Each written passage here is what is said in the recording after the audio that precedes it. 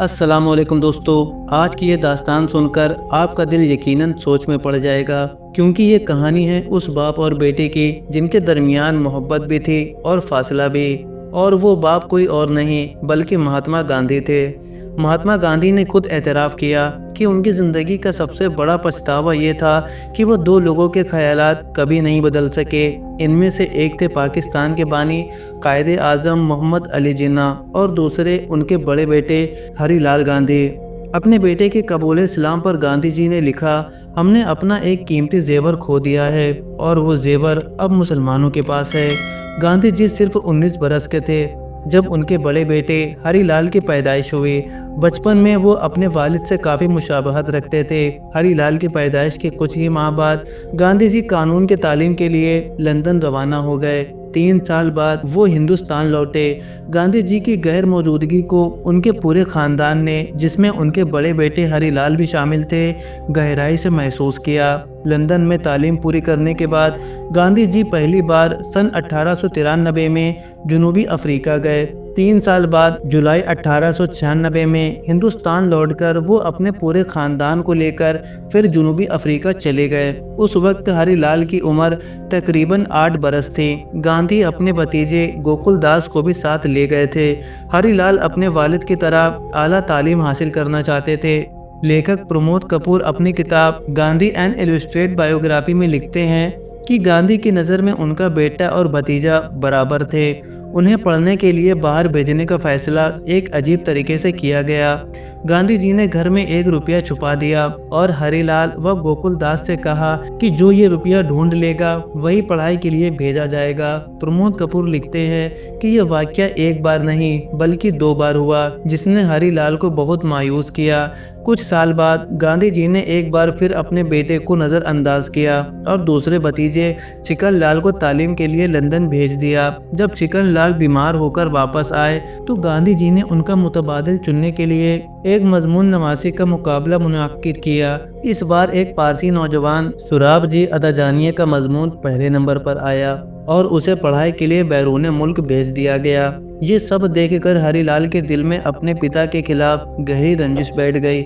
जब हरीलाल ने अहमदाबाद से गांधी जी को खत लिखा कि वो मैट्रिक में फ्रांसीसी जुबान को बतौर मजमून पढ़ना चाहते हैं, तो गांधी जी ने उन्हें संस्कृत पढ़ने का मशवरा दिया, जो हरीलाल को पसंद नहीं आया।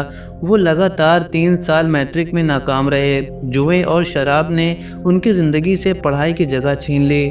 2 मई 1906 को हरीलाल ने अपने पिता को बताए बगैर राजकोट की एक लड़की गुलाब बीन से शादी कर ली।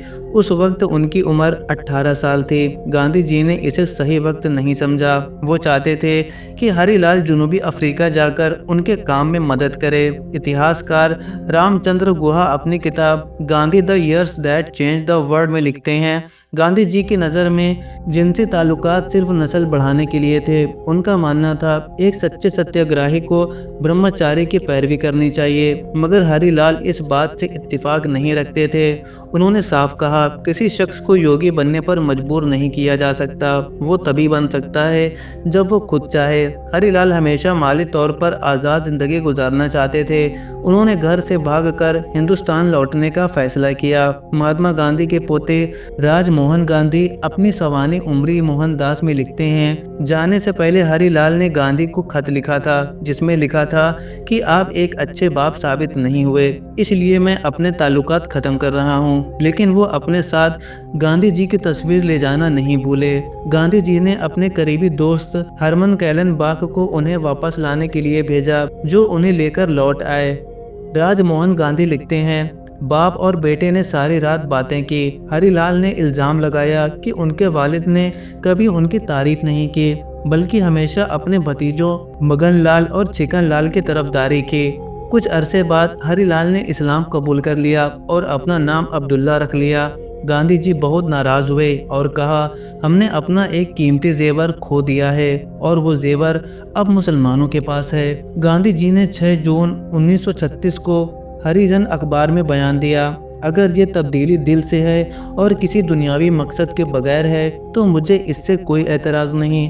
मुझे फ़र्क नहीं पड़ता कि वो अब्दुल्ला कहलाए या हरीलाल, दोनों नामों का मतलब खुदा का बंदा ही है। लेकिन कस्तूरबा गांधी ने अपनी मायूसी नहीं छुपाई। उन्होंने अपने बेटे को खत लिखा, मेरे लिए जिंदा रहना मुश्किल हो गया है। सोचो, जिंदगी के आखिरी दौर में तुम हमें कितनी तकलीफ दे रहे हो। लेकिन हरीलाल की मजहबी तब्दीली हकीकी नहीं थी। उसी साल के आखिर में उन्होंने आर्य समाज के रस्म व रिवाज के मुताबिक दोबारा हिंदू धर्म इख्तियार कर लिया और अपना नाम बदलकर हरीलाल रख लिया।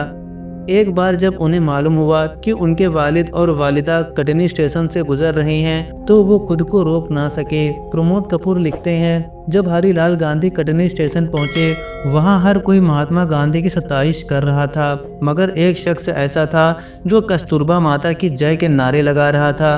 कस्तूरबा ने आवाज की सिमत देखा, वो अपने बेटे को देखकर दंग रह गई। हरीलाल ने जेब से एक संतरा निकाल कर कहा, माँ, ये तुम्हारे लिए लाया हूँ। गांधी ने मुस्कुराते हुए पूछा, क्या मेरे लिए कुछ लाए हो? हरीलाल ने जवाब दिया, नहीं, ये माँ के लिए है।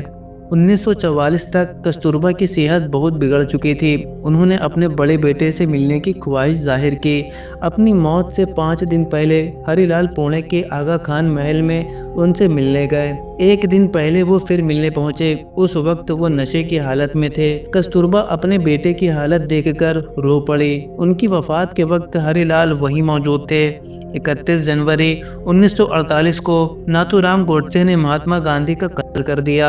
हिंदू रवायत के मुताबिक सबसे बड़ा बेटा अंतिम रसूमात अदा करता है, लेकिन हरीलाल की गैर मौजूदगी में ये रस्म गांधी के दूसरे बेटे रामदास गांधी ने अदा की। गांधी खानदान उनसे नाराज जरूर था, लेकिन राब्ता कभी पूरी तरह टूटा नहीं। रॉबर्ट पेन अपनी किताब the life and death of Mahatma Gandhi में लिखते हैं, जिन बेटों ने गांधी की आखिरी रसूमात में शिरकत की उनमें हरीलाल भी था।